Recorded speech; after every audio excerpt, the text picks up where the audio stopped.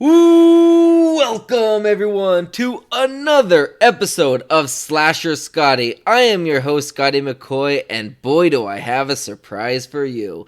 I have on the phone with me right now Tom Fridley, and he played Cort in Friday the 13th Part 6, Jason Lives. Hey Tom, how you doing?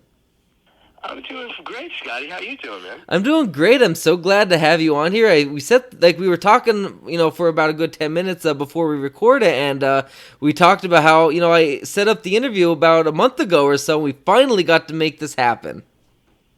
Well, I apologize for that. Not a Life just problem. happens, especially, like I said, you'd probably be better off catching me like 20 minutes before the interview, and I'd say, oh, great, that's fine. Yeah, I can do it right now.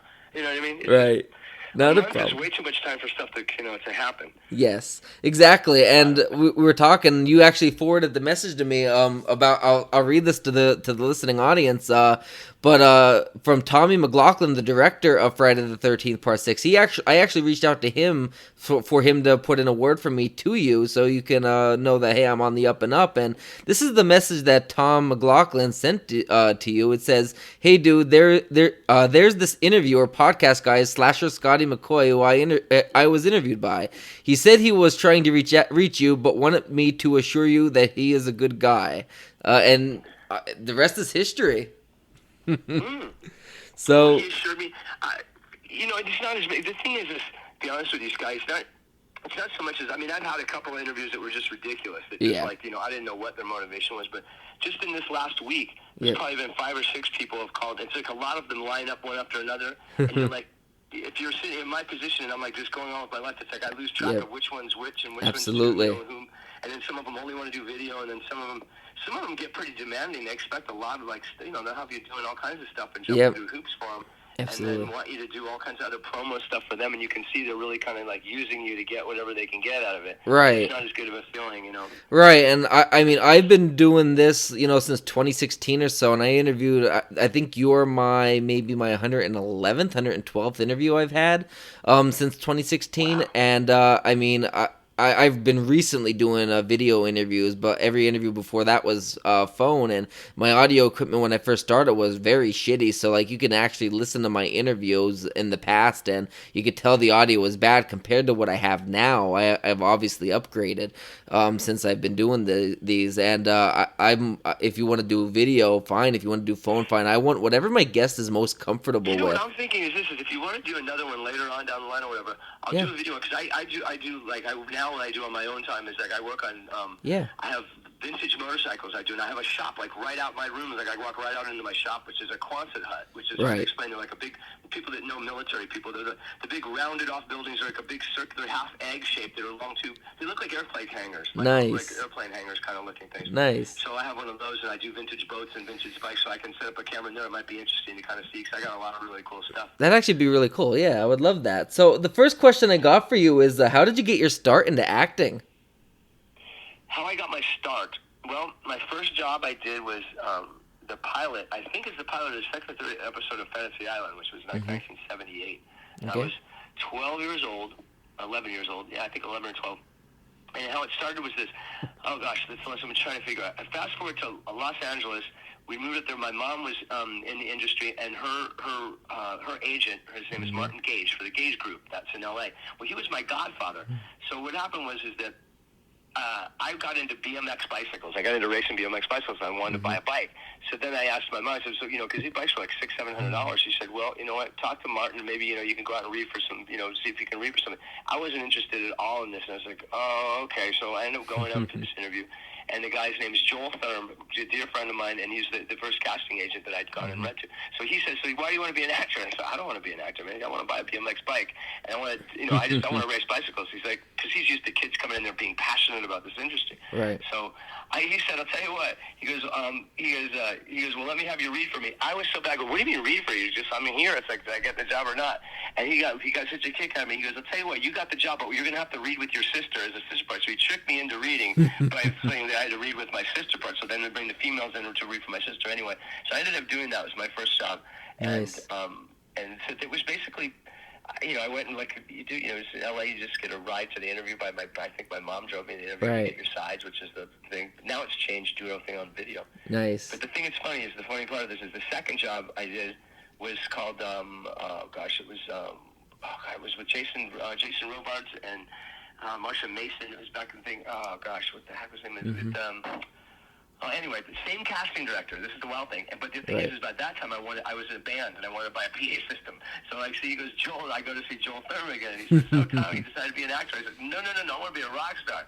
So I had to read for that one. Max Dugan Returns. That's the name of the movie. Max Dugan Returns. Nice. But I don't know. It's an old classic. So I ended up getting that. I got like the first 5 jobs I went. I was really like fortunate. And then after that one, I decided to really take it seriously. Then it was like, it's just amazing how your mind, once you focus on something, sometimes it pushes it away and it becomes, the competition got harder, and then the roles became more, just being a kid, and then absolutely the roles become more demanding and all. Yes, so absolutely. So what was your audition like for Friday the 13th Part 6 Jason Lives? Let's see, for that one, I went in with my ripped ass up Levi's, because all the stuff I wear in that is all my own clothes. I just went in and I went. As soon as I watched it, I remember seeing Tommy, and Tommy and I just kind of gelled because he's a musician, and we were talking about music a little bit. I don't really remember, but I remember reading that, and by the time I got home, usually you get a call back, and then you get another call back. By the time I got home, it was already like, you're in it, this is it, we want you, and you only want you. Nice. And that was it. So I sold myself to him. Somehow he really liked me. So it was, and we sat and talked a little bit. I think we talked about music a little bit. Nice. And then it was just, he goes, all right, well, can you read for me? And I read, and then he was going to give me direction to do something, and then I improv something or did something, and he was like, okay, sold. And it was like, that was it. And usually they don't do it like that in an interview. You usually have to wait and hear from your agent. And so that was really probably the quickest job. Awesome. So what was the best part about filming Friday the 13th Part 6 Jason Lives, and what was the worst? Oh gosh, you know what? There was no really like a worst. I guess what the worst thing about it was really really cold where we were, and it was like freezing, and we weren't wearing like really winter clothes. Right. And then I was in that van with like boxers on, and then they saw the boxers, so I had to put a jock strap on, and I knew Darcy from high school, from junior high. We went to school together, nice. So that was really weird. Because, and I was on set before she was, because I had a bigger part than her. So when she showed up, they were like, yeah, we got this girl there, she's going to be your girlfriend. I'm like, okay. I go, oh my God, Darcy, hi. It was just really strange. It would have been easier with a total stranger than somebody you knew from school. Right. But it was cold. It was really cold. And that was probably, nice. The funnest part was probably doing the improv scene with the kids.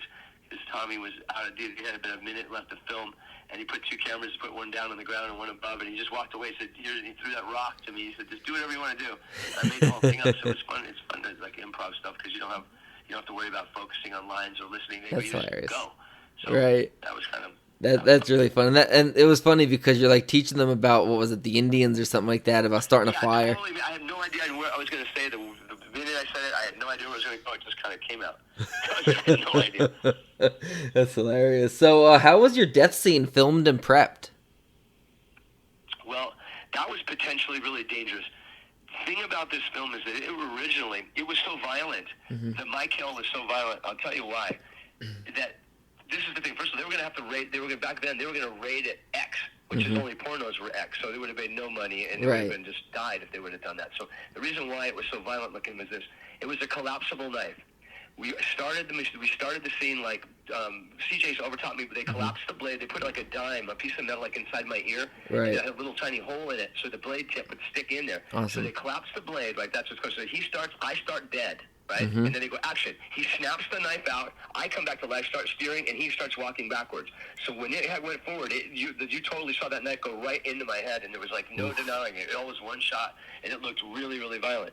So that's what Tommy told me anyway, that they wouldn't even allow it at all. Wow. It's a pretty ungory movie, really. Like, right. It's not, other than the heart, when they pull that out, but it's really mostly like slash, and then you just know what happened. Yeah. Wow. Nice. But that was that.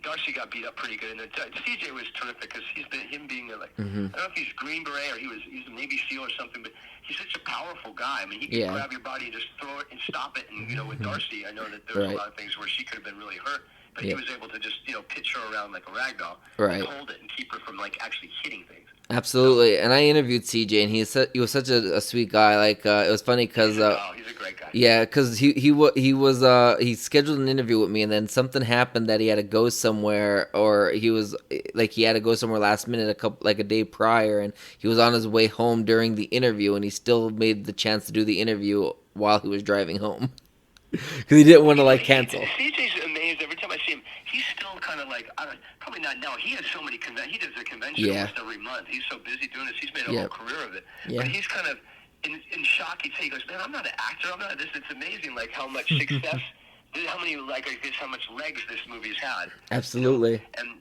when you normally do a film, you can fall in love with the people, and you're like, let's say, I mean, the long film shop. I mean, for me, I've been on stuff like 6 weeks. You'll be on a film, and you're like, really, they're tight. They're family. Or makeup people, all those people. You eat with them every night. You just know them. And then at the end of the film, everybody takes everybody's phone numbers, write them down, and then nobody calls anybody. And unless you work with them again in another film, you never see them again. This situation, since there's these conventions, we're like, because Darcy and I become so close, it's ridiculous. I mean, like, we're like brother and sister now. That's awesome. Like, see each other all the time. And CJ, I mean, I feel really close to these people, and Tommy the same way. Right. I feel like I can call them all at home, or like, I mean, I could literally call them and talk to them and just bullshit about whatever. Absolutely. It's not like we'd have to talk about this movie at all. Right. Absolutely. And it's rare. Absolutely, and I actually reached out to Darcy, and she has something coming out. I believe it doesn't have a release date yet, or it didn't at the time I was emailing her. So she told me to email her in about 3 months when they set a release date, because obviously with COVID and the pandemic and everything. Oh wow! Did you get the name of it? I haven't, because she's not allowed to release any of that information. That's why she wants to hold off on the interview so she can actually promote it. I see. Yeah, so she's probably so excited because it's been a while for everybody working, so she's probably really excited about that. Absolutely. So she told me in about 3 months, and this was probably January-ish, February-ish. So I have to look at how long it was, either April or May. I could probably text her right now, find out the name of it, and find out everything about it. Wouldn't that be a bust? That would be, right? What's wrong with you? Oh, she'd be so excited to tell me. I said, yeah, I heard you got a job. What the hell is going on with that? She's like, okay, it's this and that and this. And this. Don't tell anybody. Because she has to be careful, because especially if it pisses somebody off and it keeps you from getting another job at this point. I mean, we're not like little kids anymore. Like, it's not like there's all these roles going on. I mean, I don't actively try to act anymore. Right. I live in Idaho. I don't live anywhere near LA. Right. Big purpose. Definitely, that's a big difference too. Idaho from LA. Yeah, yep. I mean, I live in Cort.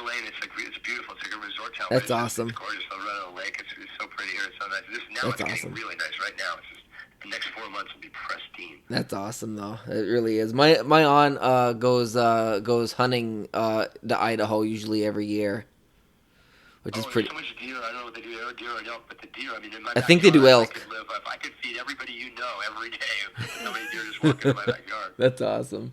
So the next question I got for you is, were you the one actually driving the RV for the entire scene leading up to your death scene? Okay. There was nobody driving. There was no driving it at all. It was like I was just turning the wheel, and they were jumping on the back of it. The people were just back in the back bumpers, sitting still. And then they just take a light and flash it by, so it looks like there's lights or things going by, like that. Right. Things. We never drove that thing at all. Nice. So how was the RV scene when it was flipped over? How was that filmed? Well, what they do with this is this. What you do is you'll have, normally through a normal shoot like that film, they'll rent one camera. But then when it comes the day for that to happen, because they only had one RV, it was a very low-budget movie. Right. So they have one RV, so they rent 3 or 4 cameras so they get the different angles, so it's more dramatic. You can catch it from this angle, that angle. Right, that. right. So then they put the stunt guy in there, they rolled the thing with roll cages all inside of it. It had, it just looked like a dune buggy with all the roll cages stuff inside. And this guy just comes in, he hits a ramp. And what happens is when they do it, it's a pop ramp. There's like a ramp that's down and it's hydraulic. And right when it hits the wheel, there's a guy on the side of the road, and he hits a button, and it just puts on this hydraulic fluid and just goes pop, and it pops up, and it just blows the wheel up. Like, just jacks it up and just flipped it. So they have that down to a science. And then they landed on the side. Once it was on the side, then they just kind of clean it up. Then they go in there with the fire and stuff, and they light a controlled propane, just little burners and things just there, so they're not actually burning anything. Nice. And they release some smoke that's fake smoke, and then you have the burn come, and then he comes up out of it. But there's, it could have been the next day that they did it after it flipped over, because it was probably, I don't know if there was gas leaking. You don't know what's happening with that thing, so they got to clean that whole thing up, make sure it's safe. Right. And CJ would get in it, then they'd light the fire around it, but it was all controlled, like with the propane stuff. I don't mean to make it like your audience is going, oh man, that's the way they got to kind of keep it safe. I mean, absolutely, badass, but he doesn't want to catch on fire. Absolutely, exactly. So the last question I actually have for you is, you said you're not really acting anymore, but do you have any projects or anything that you would like to promote? You know what? I've got a ton of projects. I'm awesome. Writing a film that I want to direct. I'm directing a project pretty soon here in about a month and a half up here. For a guy, I'll let you know. You keep updated. I'll let you know what that is. Yeah. And, maybe, God, it might be even where do you live? I live in Maryland, but I go to Pennsylvania usually every other weekend. You go to Pennsylvania, right? Yeah, my parents live in Pennsylvania. Because they're shooting everything out here, and I got a crew coming in that I met at the convention I did last in Atlanta. Tyler and Davis are both coming out. I saw those guys. It's so funny. I have a video of it where they just walked up, told me that they were they did photographer. They did films and shorts and things like that. And out of the blue, I just liked them. I said, okay, you guys are doing this, and I said it live, nice. and basically told them they'd do this, and they were just, I basically committed myself to that, and I've talked to them, and so I've got budget for it now, and they're going to come out here and spend the whole month of July. Awesome. And we're going to shoot that. But then I've written another film called The Preachers of Rock, which is about a rock band. It's a copy band. It's really, really talented and really gifted, and they all are turning 50.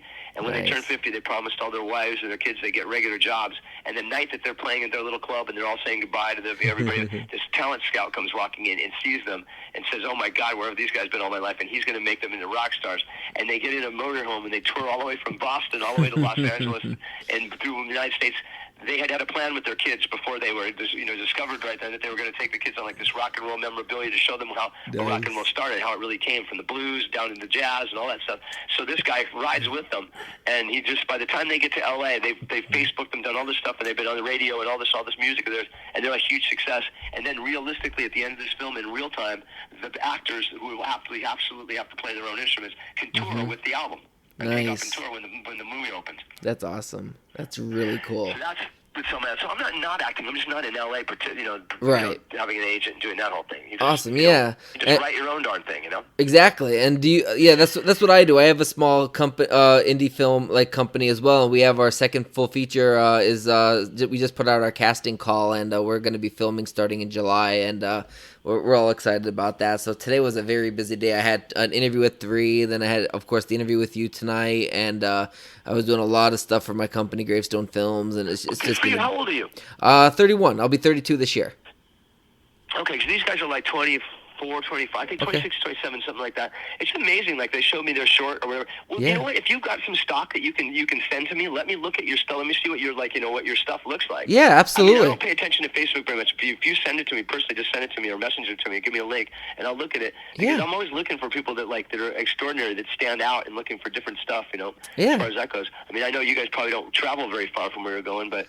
You know, I'm going with this crew this time and see what the deal is. But we may know. I don't know.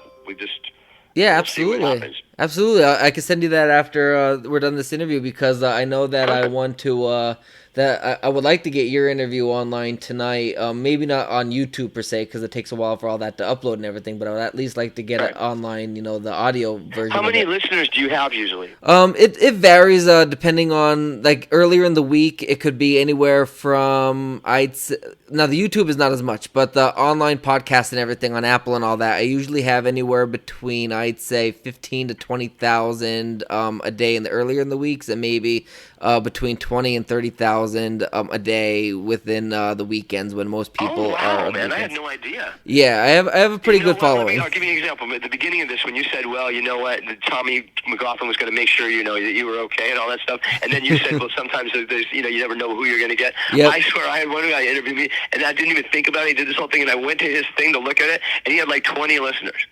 And I was like, it was just him and his buddies. They might as well I should have just called him at home and hung out with him. It was that was all it was. If you look at my YouTube profile, it's actually a new account for the Scotty brand, because I also create original video content. I just opened that page, so I only have 97 subscribers or something like that. So I don't get many listens on there, but on the actual Apple Podcasts, I'm on 30 to 40 different podcasting platforms alone. Are you able to did you have to pay for that, or do you make money from it? I know. I do make money off of it, but not from the interviews themselves.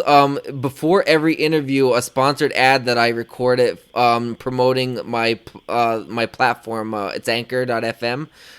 Sure. I do a sponsor plug for them for people to know that it's free. Anybody can create one on there, and before every interview that will play, and once everybody listens to it in its entirety, I make about 6 cents or whatever per listen. So right now I'm at. I gotcha. Yeah, so right now I'm at at least. So I always think of this. I didn't mean to cut you off, but I was thinking Joe Rogan, because I watched him go from rags to riches, like a watching him build this thing, and it was such a natural progression. And in the beginning, his old interviews, he got half the interviews, half the thing would be all this. I mean, he was advertising for all these different things and all these products and all this stuff. And then now it's like there is no product. So how is it? So I guess it's just because he's on whatever. What's that thing? He's on Spotify. I guess they're just paid they get paid because people pay their whatever they just pay to be a part of Spotify. For the pretty much for the ads, you basically get paid based on the ads. Like I don't really do this to make money. Like I mean I make it's about 6 cents every listen or whatever, so I make pretty decent. But I mean it's not my full-time job. My full-time job is with the U.S. Coast Guard, and I'm their senior web developer. Like that's my full-time job because I went to school like any normal person. I have a small indie company that I literally fund with my own paychecks. Like I'm not rich by any means in terms of like Hollywood. Funny, man. Right now, how many of your listeners are going, wait a second, who's interviewing who? It sounds like Tommy's just asking him questions. Well, I'm genuinely interested in stuff like that. I don't mean to be like completely like ignorant. It's just no, I completely agree. One of those things, I think, wow, I have some value. I could go do this and this and this. I've never had like an agent, like somebody call. Forget what kind of agents you think of. Somebody who is like hey, I'm basically like an internet agent that shows you how to use all these, all this stuff. Right. And I have no idea. I'm just ridiculous. Exactly. And I've dealt with agents. Like I have IMDb, and I use IMDb Pro to look up agents for people that I'm not connected with on Facebook. So like I got a lot of my guests I got from their agents or their publicists. Like I interviewed Naomi Grossman from American Horror Story the other day. She played Pepper. I interviewed Michael Berryman, Dee Wallace. Like I interviewed so many people. I interviewed a lot of people from Part 6. Tommy McLoughlin, Nancy McLaughlin, Tom Matthews.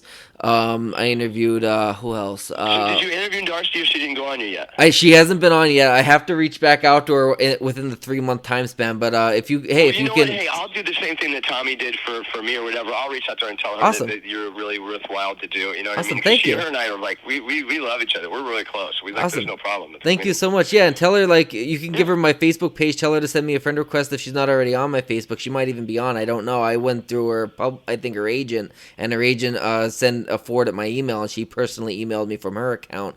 But I mean, tell her she has my email. So yeah, let her know. And I would like I said, I've been waiting to interview her. So I would love to do it. I was gonna reach out. Like I said, I had to look to see if it was April or May was the 3rd month mark, because usually when they say 3 months, I don't like to do 2 months or whatever. I like to actually do what they say. Well, like I said, man, 3 months things can get really busy. Hey, absolutely. Scott, it's been really nice having you on my show.